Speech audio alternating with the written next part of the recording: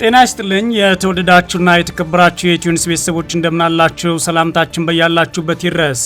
እነሆ አዳዲስና ወቅታዊ መረጃዎችን አዘጋጅተን ወደ እናንተ ማድረስ ጀምረናል። ከኢትዮኒውስ የዜና ጉጃ ጋር አብራችሁ እንድትቆዩ ግብዣችን ነው። በቅድሚያም አርዕስተ ዜናዎችን አስቀድማለሁ።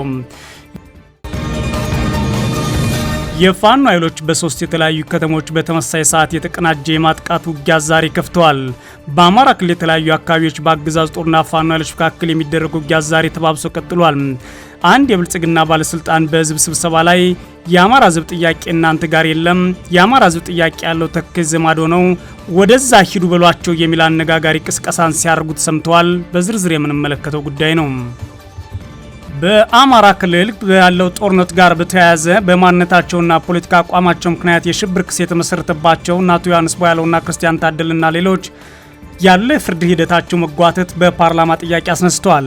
በርካታ ፖለቲከኞች፣ ጋዜጠኞችና የሰብአዊ ተከራካሪዎች እንዲሁም የሃይማኖት አባቶች በተለያዩ ቦታዎች ታስረው የሚገኙበት ይህ የፍርድ ሂደት መጓተት ጥያቄ የተነሳው ዛሬ ሐሙስ ታህሳስ 23 ነው። የአማራ ብሔራዊ ንቅናቄ አብን ተመራጩ ዶክተር አበባው ደሳለው ከ2 ዓመት ከ6 ወር በላይ ታስረው የሚገኙ የአማራ ፖለቲከኞችና ጋዜጠኞች ላይ ፍትህ ሚኒስቴር አሰራሩን ጠብቆ ምንም ማስረጃ ሳያቀርብ መፈታት አልቻሉም ሲሉ ቅሬታ አቅርበዋል። የብልጽግና የፍትህ ሚኒስትር የሆኑት ደግሞ ችግሩን በተመለከተ አሁን ላይ ፖለቲካ አይደለም ብለን እንወስዳለን ብሏን። በዝርዝር የምናየው ሌላኛው ጉዳይ ነው። ከፍተኛ ግጭት ባስተናገደበት በጋምቤላ ክልል የመንግስት ሰራተኞች ወደ ስራ አልተመለሱም ተባለ። ሰራተኞቹ ወደ ስራ እንዲመለሱ ውሳኔ ያሳለፈው የክልሉ መንግስት ጥበቃ አድርጋለሁ ማለት ቃል ቢገባም የመንግስት ሰራተኞች ግን ወደ ስራ ለመመለሳቸው ታውቋል። በዝርዝር እናየዋለን። ኤርትራን ጨምሮ አሜሪካ የጣለችው የጉዞ እገዳ ከዛሬ ጀምሮ ተግባራዊ ይሆናል። አሜሪካ ወደ 40 የሚጠጉ የአፍሪካ ሀገራትን ጨምሮ በሌሎች ላይ ያሳለፈችው ሙሉ የቪዛና የጉዞ እገዳም ከዛሬ ጀምሮ ተግባራዊ ይደረጋል ተብሏል። ይህም ተጨማሪ የምናየው ጉዳይ ነው። በኒውዮርክ ታሪክ የመጀመሪያ የተባለው ዙራ መሐመዲ ዛሬ ቃለ መሃላውን ፈጽሟል። ዙራ መሐመዲ በቁርአን ላይ ቃለ መሃላ በመፈጸም ከንቲባ የሆነ የመጀመሪያው ሙስሊም የኒውዮርክ ከንቲባ ነው ተብሏል። አብራችሁ ውስጥ ቆዩ። እነዚህና ሌሎች ትሰማላችሁ። መልካም ቆይታ ይሁንላችሁ። የፋኖ ኃይሎች በሶስት የተለያዩ ከተሞች በተመሳሳይ ሰዓት የተቀናጀ የማጥቃት ውጊያ መክፈታቸው ተሰምቷል። በአማራ ክልል የተለያዩ አካባቢዎች በአገዛዝ ጦርና ፋኖ ኃይሎች መካከል በዚህ የተነሳ ዛሬ ውጊያው ተባብሶ ቀጥሏል። አንድ የብልጽግና አገዛዝ ባለስልጣን በህዝብ ስብሰባ ላይ የአማራ ህዝብ ጥያቄ እናንተ ጋር የለም፣ የአማራ ህዝብ ጥያቄ ያለው ተከዜ ማዶ ነው፣ ወደዛ ሂዱ በሏቸው የሚል አነጋጋሪ እንቅስቃሴን ፋኖን በተመለከተ ሲያደርጉ ተደምጠዋል። በዛሬው ዕለት ታህሳስ 23 2018 ዓ.ም በክልሉ ሰሜን ሸዋ ዞን በሶስት የተለያዩ ከተሞች በተመሳሳይ ሰዓት የተቀናጀ ማጥቃት ውጊያ መከፈቱን የፋኖ የመረጃ ምንጮች ለኢትዮኒውስ ተናግረዋል። የማጥቃት ውጊያውን የከፈቱት የፋኖ ኃይሎች ሲሆኑ በውጊያው የአገዛዝ ጦር 105ኛ አየር ወለድና ኮማንዶ ጦር ካፒቴን ጨምሮ የተመረጡ ወታደራዊ ቦታዎችን ማጥቃት ተፈጽሞባቸዋል ተብሏል። በውጊያው የአገዛዝ ጦር 105ኛ አየር ወለድ ኮማንዶ ጦር ካምፕን ጨምሮ የተመረጡ ወታደራዊ ቦታዎች ማጥቃት ተፈጽሞባቸዋል ተብሏል። ከንጋት ጀምሮ ለተከታታይ 3 ሰዓታት በቀጠለው የተቀናጀ የፋኖ ኃይሎች የማጥቃት ውጊያ በደብረ ሲና፣ ጣርማበርና አርመኒያ ከተሞች ካምፕ ያደረገው የአገዛዝ ጦር ላይ ከፍተኛ ጉዳት መድረሱን ነው የኢትዮኒውስ የመረጃ ምንጮች የተናገሩት። ውጊያውን ተከትሎ ከአዲስ አበባ ወደ ደሴ የሚደረገው የትራንስፖርት አገልግሎት ጣርማበርና ደብረ ሲና አካባቢ ለሰዓታት ቆሞ ነበር ተብሏል። በተለይም በደብረ ሲና ከተማ ቦርቼሌ የተባለ የአገዛዝ ጦር አየር ወለድ ኮማንዶ ካምፕ ላይ የፋኖ ኃይሎች ባረሱት የማጥቃት ውጊያ በርካታ ወታደሮች ተገድለዋል። የአማራ ፋኖ ሸዋ ጠቅላይ ግዛት እዝ በበኩሉ ቦርቼሌ ካምፕ ውስጥ የነበረ የአገዛዝ ጦር ሙሉ ለሙሉ ተደምስሷል ሲል አስታውቋል። በደብረ ሲና ከተማ የተለያዩ አካባቢዎች የነበሩ የአካባቢ ሚሊሻና ፖሊስ አባላትም ከባድ ጉዳት አስተናግደዋል ያሉት የፋኖ የመረጃ ምንጮቻችን የፋኖ ኃይሎች የከፈቱትን የማጥቃት ውጊያ ተከትሎ የአገዛዝ ጦር ገረዶት ምንቆሜ የሚባል ተራራ ቦታ በመውጣት ተደጋጋሚ የከባድ መሳሪያዎችን ቢተኩስም ደብረ ሲና የተከፈተው የፋኖ ኃይሎች ውጊያ ማስቆም አልቻለም ተብሏል። በተመሳሳይ በጣርማበር አርመኒያና ሰላ ድንጋይ ዙሪያ የፋኖ ኃይሎች የተቀናጀ የማጥቃት ውጊያ ከፍተው በአገዛዝ ጦር ላይ ከባድ ጉዳት አርሰዋል ሲሉ የፋኖ የመረጃ ምንጮች ጨምሮ ተናግረዋል። በውጊያው በአፋድ ሸዋ ጠቅላይ ግዛት እዝ የሚገኙት 2 ክፍለ ጦሮች በቅንጅት መሳተፋቸውን ነው እዙ ለኢትዮኒውስ ያረጋገጠው። ከዚህ በተጨማሪም በክልል የተለያዩ አካባቢዎች የሚደረገው ውጊያ ዛሬ በስፋት ቀጥሏል። በምስራቅ ጎጃም ዞን ከግንደ ወይን ከተማ በመነሳት በሌሊት በተለያዩ አቅጣጫ በተንቀሳቀሰ የአገዛዝ ጦር ላይ የፋኖ ኃይሎች ውጊያ መክፈታቸውን የፋኖ የመረጃ ምንጮች አረጋግጠዋል። በተለይም እነ ዘባነ ማርያምና እና ቆስ የሚባሉ አካባቢዎች በተደረገው ውጊያ ሰብአዊና ቁሳዊ ጉዳት መድረሱ ተሰምቷል። በውጊያው ከ20 በላይ የአገዛዝ ጦር አባላት ጉዳት ደርሶባቸዋል ሲል የአማራ ፋኖ ብሔራዊ ኃይል ምዕራብ አማራ ቀጠና ቴዎድሮስ ዕዝ አስታውቋል። በሌላ በኩል አንድ የብልጽግና ባለስልጣን በህዝብ ስብሰባ ላይ የአማራን ህዝብ ጥያቄ እናንተ ጋር የለም፣ የአማራ ህዝብ ጥያቄ ያለው ተከዜ ማዶ ነው፣ ወደዛ ሂዱ በሏቸው የሚል አነጋጋሪ ቅስቀሳ ሲያደርጉ ተደምጠዋል። የብልጽግና አገዛዝ የአማራ ክልል የብልጽግና ጽሕፈት ቤት የፖለቲካ ዘርፍ ኃላፊ የሆኑት ዶክተር ዘሪሁን ፍቅሩ ናቸው። ሁሉም ሰው ይበቃል፣ ተሳስተናል ማለት አለበት ሲሉ ህዝቡን ያስጠነቀቁትም የብልጽግና ባለስልጣናት በደቡብ ጎንደር ዞን ደብረ ታቦር ከተማ በተደረገ ስብሰባ ላይ ፋኖች ከተከዜ ወንዝ ተሻገሩ ብሏቸው ሲሉ ቅስቀሳ አሰምተዋል። የብልጽግናው ሰው ዘሪሁን ፍቅሩ ለህዝቡ የአማራ ህዝብ ጥያቄ እናንተ ጋር የለም፣ ታዲያ የእናንተ ሸለቆ ውስጥ ፋኖች ምን ይሰራሉ? ለመሆኑ የአማራ ህዝብ ጥያቄ የእናንተ ሸለቆ ውስጥ ወስዳችሁ አስቀምጣችኋል እንዴም? የእናንተ ጓሮ ውስጥ የአማራ ህዝብ ጥያቄ የለም፣ ለአማራ ህዝብ ጥያቄ ተከዜ ወንዝ ሻገር በሉት። እናንተ የማንነት ጥያቄ አልወሰዳችሁም እኮ፣ የአማራ ህዝብ ጥያቄ ያለው ተከዜ ማዶ ነው። ስለዚህ እዛ ማዶ ሂድ በሏቸው ሲሉ የፋኖ ኃይሎችን ለማጥላላት በሚል የአማራ ህዝብ ጥያቄ ከተከዜ ማዶ የተከማቸ አድርገው ሲያቀርቡና ቅስቀሳ ሲያደርጉ ተሰምቷል። አፕሳውንዳን ሁሉም ሰው ይበቃል፣ ተሳስተናል ማለት አለበት። ለመሆኑ የአማራ ህዝብ ጥያቄ እናንተ ጋር አለ እንዴ? ምን ይሰራሉ እናንተ ሸለቆ ውስጥ? እናንተ ሸለቆ ውስጥ የአማራ ህዝብ ጥያቄ ወስዳችሁ አስቀምጣችኋል እንዴ? እናንተ ጓሮ ውስጥ የአማራ ህዝብ ጥያቄ አለ እንዴ? የአማራ ህዝብ ጥያቄ እኮ ተከዜን ሻገር በል አትለውም እንዴ? ምን ይሰራል አንተ ጋር? አንተ የማንነት ጥያቄ ወስደሃል እንዴ? አንተ የአማራ ህዝብ የልማት የምናምን ብሎ የሚያነሳቸውን ጥያቄዎች እጓሮ ይዘሃል እንዴ? አባይ በረሃ ደብቀሃል እንዴ? የአማራ ህዝብ ጥያቄ ያለው ተከዜን ተሻግራችሁ ነው፣ ሂዱ ብላችሁ መንገዱን አታሳዩአቸውም እንዴ? የብልጽግናው ባለስልጣን ዘሪሁን ፍቅሩ ከዚህ ቀደም በጎጃም ዳንግላ ከተማ በተደረገ ስብሰባ ላይ የአማራ ክልል የብልጽግና ምክትል ርዕሰ መስተዳድር አብዱ ሁሴን የተናገሩትን በመድገም እናንተ የከተማ ጫካ ሆናችኋል፣ ከተማ ውስጥ በአገልግል ምሳ የሚል ካለ፣ መጡልህ የሚል አለ፣ ገንዘብ አዋጡም የሚል ካለ በሚል ህዝቡ ፋኖ ኃይሎችን እየደገፈ ነው ሲሉ ተደምጠዋል። ጫካ ያለው ብቻ አይደለም፣ ከተማ ውስጥ ጫካ የሆነ ሰው አለ። ከተማ ውስጥ በአገልግል ምሳ የሚል ካለ፣ መጡልህም ይላል። ቅድም አንዱ ወንድሜ ሲያነሳው ነበር፣ እዚህ እየቀዳም ይልካል፣ እየሰበሰበ ገንዘብ ይልካል። በአማራ ክልል የተለያዩ ከተሞች በአገዛዙና የብልጽግና ባለስልጣናት እንዲሁም የጦር አዛዦች ህዝቡ እየሰበሰቡና እናንተ የፋኖ ደጋፊ ናችሁ፣ የከተማ ጫካ ሆናችሁብን፣ ፋኖ እጅ እንዲሰጥ አላደረጋችሁትም፣ ሁላችሁም አጥፍተናል፣ ተሳስተናል በሉ፣ ፋኖ ካላወግዛችሁ እርምጃ እንወስዳለን በሚል ማስፈራሪያና ማስጠንቀቂያ እየሰጡ ቀጥለዋል። አመራሮች በቀጥታም ሆነ በተዘዋዋሪ የአማራ ህዝብ ለፋኖ ኃይሎች ድጋፍ እንዳለው እየመሰከሩ ቢሆንም በተለይም የማህበረሰብ ደረጃ ማውጣት የሃይማኖት አባቶችና ሽማግሌዎች እናንተ ፋኖን እየደገፋችሁ ሆነ እርምጃ እንወስድባችኋለን በሚል በሚቀጥሉት ጊዜ ላይ የሚፈጽሙት ጭፍጨፋና ለሚያስቀጥሉት የዘር ማጥፋት ፕሮጀክታቸው መነሻ የሚሆኑ ግብዓቶችን ሲያሰባስቡ ታይተዋል። በአማራ ክልል ካለው ጦርነት ጋር በተያያዘ የሽብር ክስ የተመሰረተባቸውና በፖለቲካዊ አመለካከታቸውና በማንነታቸው ምክንያት የታሰሩ ግለሰቦች የፍርድ ሂደትን መጓተት በፓርላማ ጥያቄ አስነስተዋል። በእናቱ ዮሐንስ ቦያለው፣ ክርስቲያን ታደለ፣ ዶክተር ካሳ ተሻገርና ዶክተር ቴዎድሮስ ኃይለማርያምና ሌሎች ፖለቲከኞች እስርን በተመለከተ ዛሬ በፓርላማው ጥያቄ ተነስቷል። ጥያቄው የተነሳው ዛሬ ሐሙስ ታህሳስ 23 2018 ዓ.ም በተካሄደው የሕዝብ ተወካዮች ምክር ቤት ስብሰባ ላይ ነው። የአማራ ብሔራዊ ንቅናቄ አብን ተመራጩ ዶክተር አበባው ደሳለው ከ2 ዓመት ከ6 ወር በላይ ታስረው የሚገኙ የአማራ ፖለቲከኞችና ጋዜጠኞች ላይ ላቀረበው ክስ የፍትህ ሚኒስቴር ማስረጃ ማቅረብ ባለመቻሉ ፍትህ አጥተው እንደሚገኙ በግልጽ ሲናገሩ ተደምጠዋል። ሚኒስቴሩ ማስረጃና የምስክር ማቅረብ ካልቻለ ክሱን እንዲያቋርጥም ጠይቀዋል። የምክር ቤት አባሉ ዶክተር አበባው ደሳለው የፍትህ ሚኒስቴር ዋነኛ ስራው ክስ በመመስረት ክሱን ሂደት በመከታተል አፋጣኝ ፍትህ ለዜጎች ማድረስ መሆኑን አንስተው በማንነታቸውና ፖለቲካ አመለካከታቸው ብቻ ከ2 ዓመት ከ6 ወር በላይ እንዲሁም ከ3 ዓመት በላይ የታሰሩ የአማራ ፖለቲከኞች፣ ጋዜጠኞች፣ አንቂዎችና የሃይማኖት አባቶች እናንተ የሚጠበቅባችሁን የሰነድ የሰውና ማስረጃ እንዲሁም ምስክር ማቅረብ ባለመቻላችሁ ለከፍተኛ ሰብአዊ ጉዳት ተዳርገዋል ሲሉ ለፍትህ ሚኒስቴሯ ጥያቄያቸውን አሰምተዋል።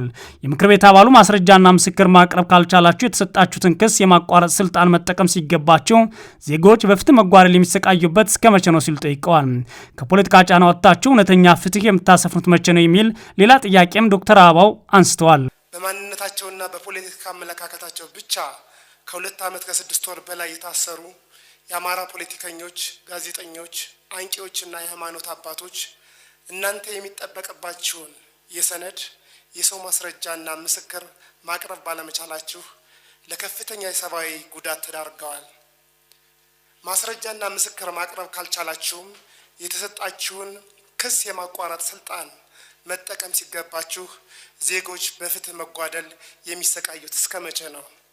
ከፖለቲካ ጫና ወጥታችሁስ እውነተኛ ፍትህ የምታሰፍኑት መቼ ነው? በማረሚያ ቤት የሚገኙ እስረኞች ላይ የሰብአዊ መብት ጥሰት ሲያጋጥም ዳኞችም ፍርድ ሲሰጡ ፌዴራል ማረሚያ ቤቶች ግን ይህንን ትዕዛዝ ሲተገብር አይታይም የሚሉት የምክር ቤት አባሉ በተለይም የማረሚያ ቤት ኃላፊዎች በማንነታቸው ምክንያት ተጠርጣሪዎችን ማንነታቸው መሰረት ያደረጉ የዘር ስድቦችንና እንገላቸዋለሁ የሚል ማስፈራሪያዎችን ሲደርሱባቸው ለፍርድ ቤት አቅርበው ፍርድ ቤቱ የሰጠው ውሳኔ ሳይተገበር ቀርቷል ብለዋል።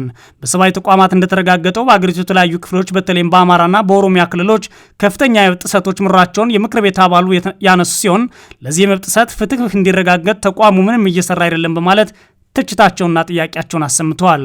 በማረሚያ ቤት የሚገኙ እስረኞች ላይ የሰብአዊ መብት ጥሰት ሲያጋጥምና ዳኞችም ፍርድ ሲሰጡ የፌዴራል ማረሚያ ቤቶች ግን ይህንን ትዕዛዝ ተቀብለው ሲተገብሩ አይታይም።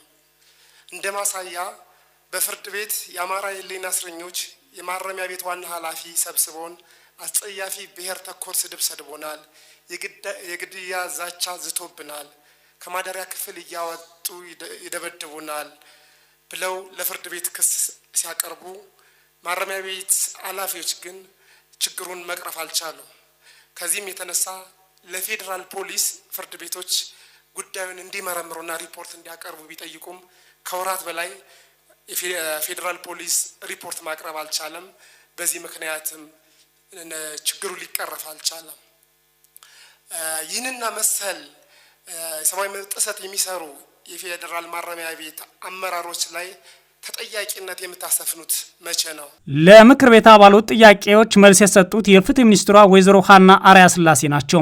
ሚኒስትሯ በማንነቱ አሊያም በፖለቲካ አቋሙ ብቻ የተከሰሰም ሆነ የታሰረ ወይም ፍርድ ቤት ያቆምነው ሰው የለም በማለት የካዱ ሲሆን ግን አንድ ሰው የፖለቲካ ግቡን ለማሳካት በህገወጥ መንገድ የሚንቀሳቀስ ከሆነ ፖለቲከኞችም የመንግስት ሰራተኞችም ሆነ የመንግስት ኃላፊዎች የህግ ተጠያቂነትን ያረጋግጥባቸዋል ሲሉ ምላሽ ሰጥተዋል። ማንነትና በፖለቲካ አቋም የተከሰሱ ሰዎች አሉ የተራዘመ የወንጀል ክስና ክርክር ሂደት ላይ ናቸው የሚል ጥያቄ ተነስቷል። እዚህ ላይ የመጀመሪያው ግልጽ ማድረግ ያለብን በማንነቱ ብቻ ወይም በፖለቲካ አቋሙ ብቻ የከሰስነው ፍርድ ቤት ያቆምነው ሰው የለም። ግን አንድ ሰው የፖለቲካል ግቡን ለማሳካት በህገ ወጥ መንገድ የሚንቀሳቀስ ከሆነ ፖለቲከኛም ሆነ የመንግስት ሰራተኛም ሆነ የመንግስት ኃላፊ የህግ ተጠያቂነትን እናረጋግጣለን። የህገ መንግስታዊ ስርዓቱን መጠበቅ ስንል የትኛውም ሰው ከህግ በታች ነው። በህጉ በተቀመጡ ገደቦች ነው የትኛውም የፖለቲካል አጀንዳ ሊከናወን የሚችለው። ስለዚህ አሁንም በክስ ሂደት ላይ ያሉ ጉዳዮቻችን በሙሉ ህገ መንግስቱን፣ ህገ መንግስታዊ ስርዓቱን፣ ሌሎች ህጎችን ማስጠበቅ ላይ ያተኮሩ ናቸው።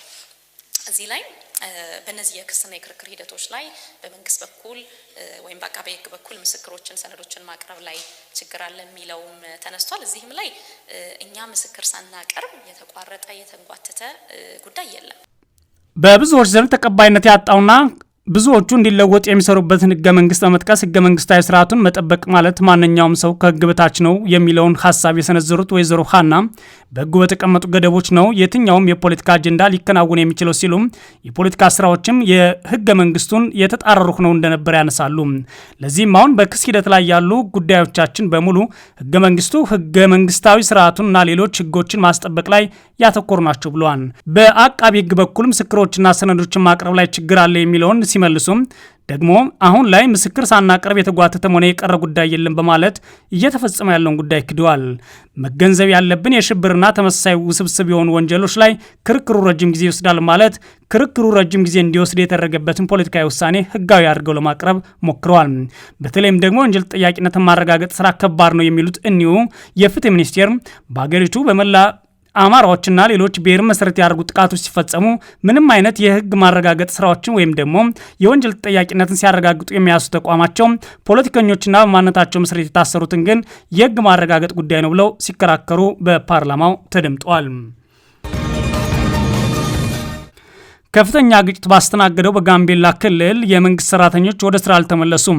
ሰራተኞቹ ወደ ስራ እንዲመለሱ ውሳኔ ያሳለፈው የክልሉ መንግስት ጥበቃ አድርጋለሁ ማለት ቃል ቢገባም የመንግስት ሰራተኞች ግን ወደ ስራ አልተመለሱም ተብሏል። በክልሉ በተፈጠረው ጦርነትና ግጭት ምክንያት ላለፉት 3 ሳምንታት ስራ ያቋርጠው የነበሩ የክልሉ መስሪያ ቤቶች ሁሉም ሰራተኞቻቸው ወደ ስራ ስለመመለሳቸው ጥብቅ ቁጥጥርና እንዲደረግባቸው የክልሉ መንግስት ማሳሰቢያ ሰጥቷቸዋል። የጸጥታ ችግር ስጋት ባለባቸው አካባቢ የሚገኙ መስሪያ ቤቶችም የሚሰሩ ሰራተኞች ላይ ያለ ስጋት ገብተው እንዲወጡ ጥበቃ አድርግላቸዋለሁ ብሏል። የጋምቤላ ክልል ፐብሊክ ሰርቪስና ሰው ሀብት ልማት ማሳሰቢያ የሰጠው ረቡዕ ታህሳስ 22 2018 በክልሉ ለሚገኙ 53 መስሪያ ቤቶች በጻፈው ደብዳቤ ነው። ከህዳር ወር መጨረሻ ጀምሮ የተቀሰቀሰው የጋምቤላ ክልል ግጭት ከታህሳስ ወር ሁለተኛ ሳምንት አንስቶ ተባብሶ ቆይቷል። በዚህ ምክንያት ለ3 ሳምንት ያህል ለሚሆን ጊዜ የክልሉ መስሪያ ቤቶች በተለይም የፌዴራል መስሪያ ቤቶችና ትምህርት ቤቶች እንዲሁም የእምነት ተቋማትና የህዝብ መገልገያዎች ሙሉ ለሙሉ ተዘግተዋል። ከሰኞ ዕለት ጀምሮ ግን መስሪያ ቤቶቹ በተወሰነ ደረጃ የተከፈቱ ቢሆንም የመንግስት ሰራተኛው ግን ለመግባት ፈቃደኝነት አላሳይም ተብሏል። አሁን ላይ ታዲያ የክልሉ መንግስት ጥበቃ አድርግላቸዋለሁ ወደ ስራ ተመለሱ ቢልም በጸጥታው ችግር ምክንያት ስጋት ያደረባቸው የመንግስት ሰራተኞች ግን ወደ ስራ አልተመለሱም። በተለይም በጋምቤላ ከተማ ብሎም የጸጥታ መደፍረስ ችግር ባጋጠሙባቸው ቦታዎች አንጻራዊ ሰላም እየሰፈነ ነው ይባልም ሰራተኞች ግን ወደ ስራ መግባትን አልመረጡም በማለት ቢቢሲ ዘግቧል። ኤርትራን ጨምሮ አሜሪካ የጣለችው የጉዞ እገዳ ከዛሬ ጀምሮ ተግባራዊ ይሆናል። አሜሪካ ወደ 40 የሚጠጉ የአፍሪካ ሀገራትን ጨምሮ በሌሎች ላይ ያሳለፈችው ሙሉ የቪዛና የጉዞ እገዳ ከዛሬ ጀምሮ ተግባራዊ ይሆናል ተብሏል። የአሜሪካ መንግስት ከወራት በፊት ኤርትራና ሶማሊያን ጨምሮ በርካታ ሀገራት ዜጎች ላይ የጉዞ እገዳ የጣለው በአገሪቱ ውስጥ ባለ ደካማ የዜጎች ምዝገባና መረጃ አያያዝ እንዲሁም በርካቶች አሜሪካ ከሄዱ በኋላ ለረጅም ጊዜ በመቆየትና እዛው በመቅረታቸው ምክንያት ነው። ይህ እርምጃ የአሜሪካን ደህንነት ለመጠበቅ መሆኑን የገለጸው ዋይት ሀውስ ከ54ቱ አፍሪካ ሀገራት ወደ 40 የሚጠጉት ላይ እገዳ ጥሏል። የአሜሪካ ባለስልጣናት እንደሚሉት ይህ በመላው ዓለም በሚገኙ ሀገራት ላይ የጣለው የቪዛና የጉዞ እገዳ ሀገራቱ አሳማኝ መሻሻል እስኪያሳዩ ድረስ በስራ ላይ ይቆያል ብሏል። አንዳንድ የአፍሪካ ሀገራት የአሜሪካ ውሳኔ በመቃወም ወደ ሀገራቸው በሚመጡ የአሜሪካ ዜጎች ላይ ተመሳሳይ እገዳ መጣላቸውን አስታውቀዋል። የምዕራብ አፍሪካ ሀገራት የሆኑት ማሊና ቡርኪና ፋሶ አሜሪካ ወደ ሀገራቸው እንዳይገቡ የጉዞ እገዳ በመጣል ያጸፋ ምላሽ ሰጥተዋል ተብሏል። እነዚህ ሀገራት ለማንኛውም የአሜሪካ ሰው ቪዛ አንሰጥም በማለት ነው እገዳቸውን ይፋ ያደረጉት። ዞራን ማህማዲ የኒውዮርክ ከንቲባ ሆኖ በቁርአን ቃለ መሃላ የፈጸመ የመጀመሪያው ከንቲባ ሆነ። ዞራን ማህማዲ ቁርአን ላይ ቃለ መሃላ በመፈጸም የመጀመሪያ ኒውዮርክ ከተማ ከንቲባ ሆኗል። አዲሱ የኒውዮርክ ከተማ ከንቲባ ዞራን ማህማዲ አዲስ ዓመት መባቻ ላይ በቁርአን ቃለ መሃላ ፈጽሟል ይላል ቢቢሲ በዘገበው። ማህማዲ በእስልምና ቅዱስ መጽሐፍ ቃለ መሃላ የፈጸመ የመጀመሪያው የኒውዮርክ ከንቲባ ሆኗል። የ34 ዓመቱ ዲሞክራቲክ ከከተማ አስተዳደሩ ህንፃ አቅራቢያ በሚገኝ የባቡር ጣቢያ ውስጥ ነው እኩለ ሌሊት ላይ እንዳለፈ ቃለ መሃላ ፈጽሞ በይፋ የኒውዮርክ ከንቲባ የሆነው። ማህማዲ ከዚህ ቀደም መጽሐፍ ቅዱስ ላይ ቃለ መሃላ ከፈጸሙ ከንቲባዎች በተለየ ቁርአን በመጠቀም ቀዳሚ ሲሆን አልፎም የመጀመሪያው ደቡብ እስያዊና አፍሪካ የተወለደ የኒውዮርክ ከተማ ከንቲባ ሆኗል። አወዛጋቢ ሶሻል ዲሞክራት የግዙፏ ኒውዮርክ ከተማ ከንቲባ ለመሆን እጩ ሆኖ ሲቀርብ በመላ ሀገሪቱ መነጋገሪያ ሆኖ ነበር። ፕሬዚዳንት ዶናልድ ትራምፕ ማህማዳኒ እጩ ሳለ መራጮች ድምጻቸውን እንዳይሰጡት በይፋ ቢጠይቁም ከተመረጠ በኋላ ወደ ዋይት ሀውስ ጠርተው እንዳናገሩትና መግባባት ላይ እንደደረሱ መናገራቸውን ቢቢሲ ዘግቧል። የተወደዳችሁና የተከበራችሁ የኢትዮ ኒውስ ቤተሰቦች መረጃዎቻችን እነዚህ ነበሩ። መልካም ጊዜ እመኛለሁ።